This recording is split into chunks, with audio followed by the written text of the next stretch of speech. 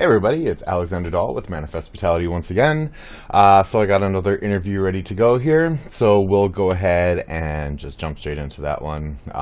There's plenty more that are going to be coming, so we'll just keep going as we go. Alright, here you go. Bye. Alright, so I'm currently on the phone with Zach. He's another one of the musicians that reached out about the interview series, so I'm going to go ahead and give him the chance to introduce himself. Hi, my name is Zach Mech. I am the singer and guitar player for this epic new space opera titled Moore's Navies. I'm also a touring sound engineer and recording engineer. Yeah, that's pretty much me. Excellent. So, how did you first find music? What was it about music that, kind of made you realize that you wanted to participate in it? I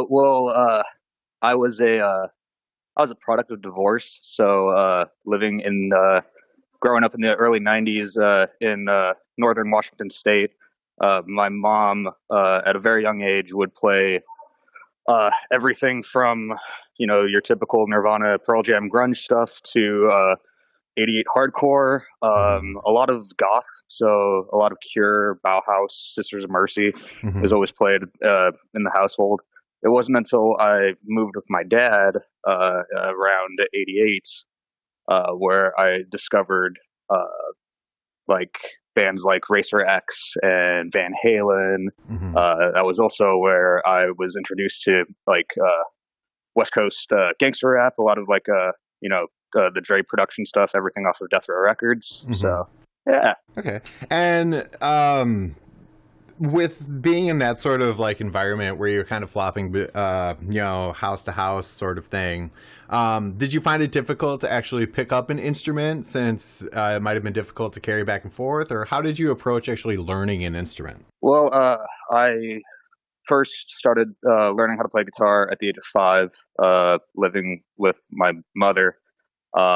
Things like she saw my interest in that rather than sport, and really dug that so much. I then, when I moved over with my dad, he had a guitar already. So I was just able to tinker around with that. It wasn't until probably middle school when I started learning how to play saxophone, where music and properly learning how to play an instrument was when I started taking things more seriously. Okay, so prior to picking up saxophone, were you doing any private lessons on guitar or anything like that?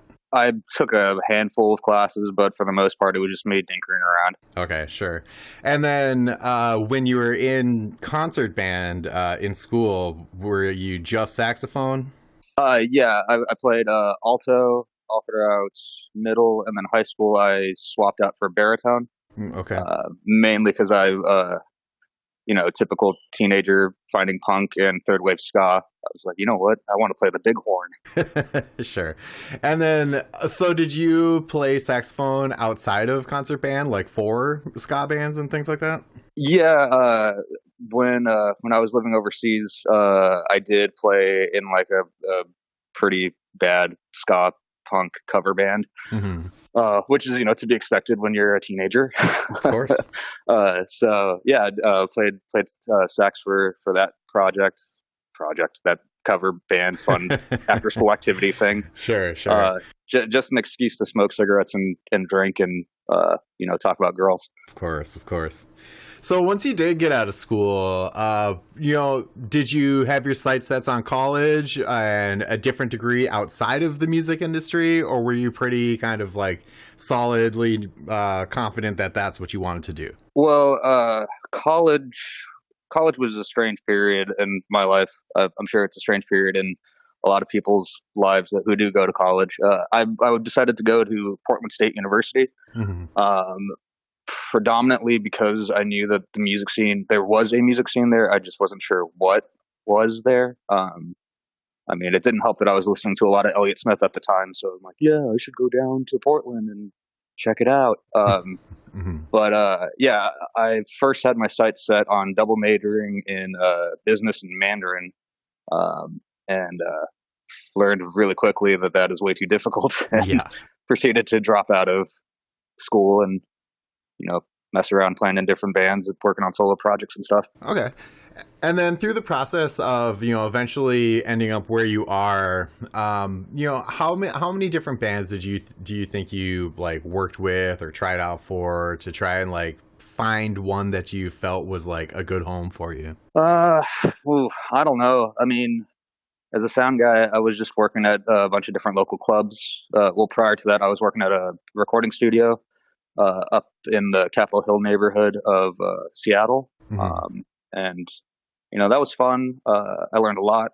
Michael Kotze is a great mentor, and he taught me quite a bit. And I love the man. I love his studio. He's like family to me. But I was noticing, because everyone and their mom with an Apple computer has GarageBand, so no clients were really coming into the studio for work. So I got Mm-hmm. involved with live production and live sound. And I guess, just being cool with various acts, be it local or nationals. That's kind of how I found my home within like this sort of the goth community that I predominantly tour with. Okay. And was that kind of something that you always kind of stuck through childhood and teenage years, was like the goth aesthetic and community, or was that something that eventually you realized that was where you think you belong, that's the type of music you want to make, sort of deal? No, I wanted attention.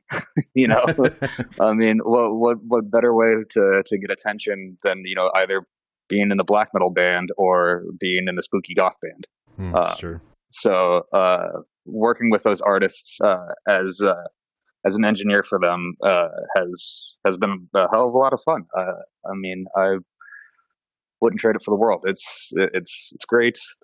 One of my artists has literally taken me all over the world, and I really appreciate that. I don't think I would get that experience with some other bands. Sure, definitely. That's very cool. That's a good opportunity as well.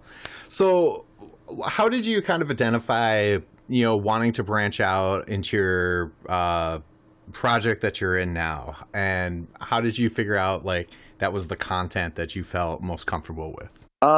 Well, so the plague happened. So 16 months out of work, no shows, no tours, no nothing. You have a lot of time on your hands. So I was talking with a buddy of mine who's a high school band teacher. We used to work at a venue together. He was a bartender, I was the sound guy, and we would just proceed to get drunk and listen to Manowar and do stuff like that.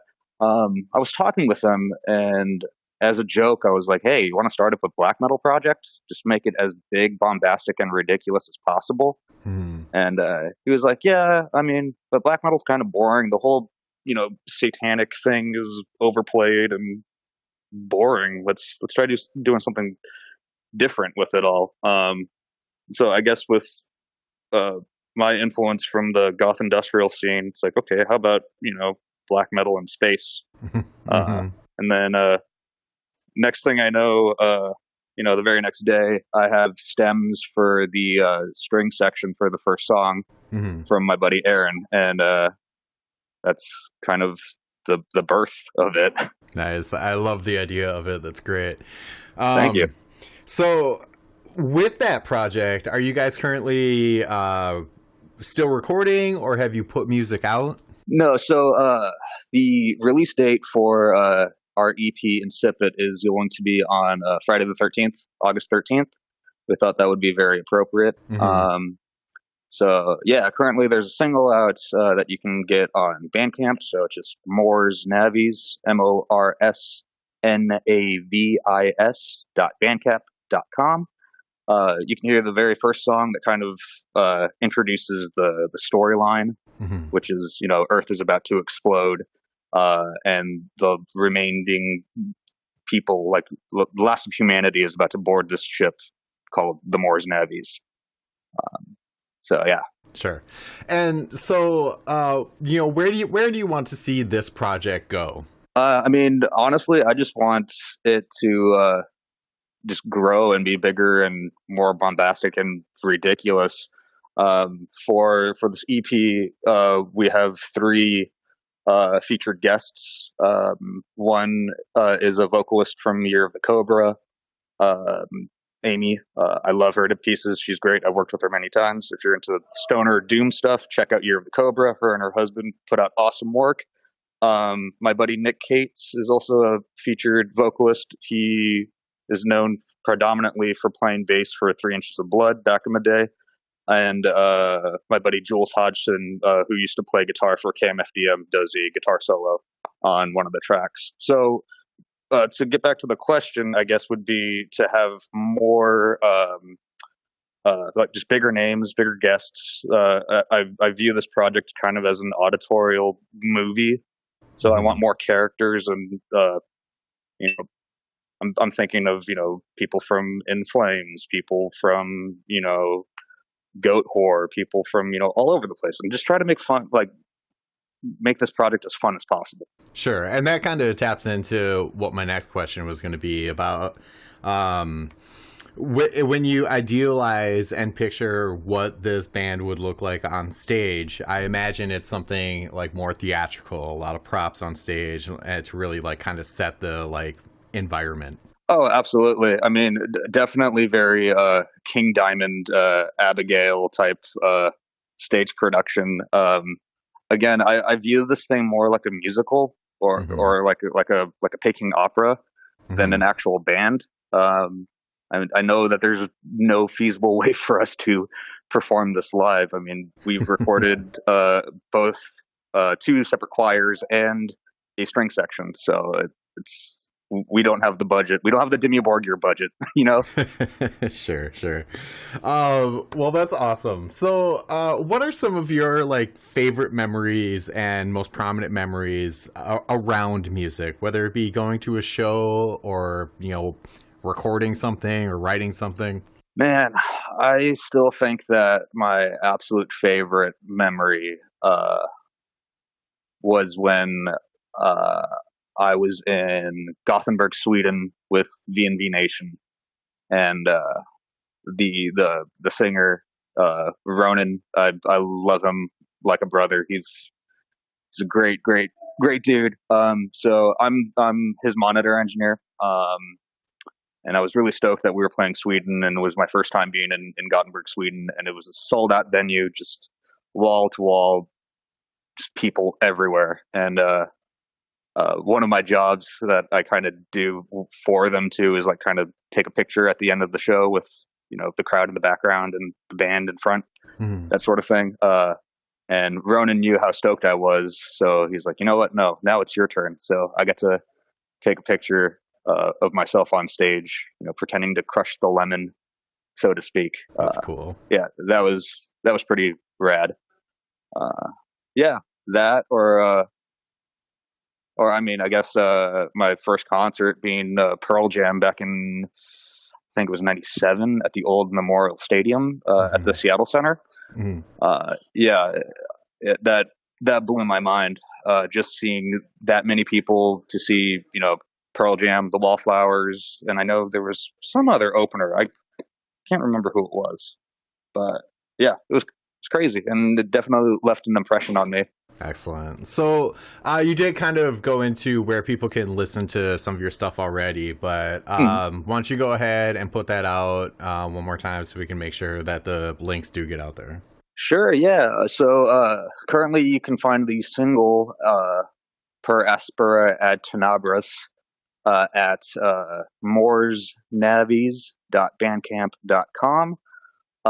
The entire EP is going to be released August 13th. It'll be available any and everywhere that you find music, be it Bandcamp, iTunes, Spotify, TikTok even now, I guess, according to DistroKid. Yeah. So if you want to do some weird TikToks to space metal opera, go for it. But yeah. Perfect. And so I like to give the person that I'm interviewing the opportunity to put out their last word. So just a message that you kind of feel resonates with you. Yeah, if you feel like music is your calling and what you want to do with life, just keep working at it. You don't necessarily need to be, the center of attention on stage, but if you look into the production side of things, I mean, just go to your local venue and see if they're hiring, and from there maybe you can grow your skills both as a performer or as an artist, but also as a technical person, be it a lighting tech, a sound guy. I mean, hell, catering. Yeah, just keep at it, keep the faith.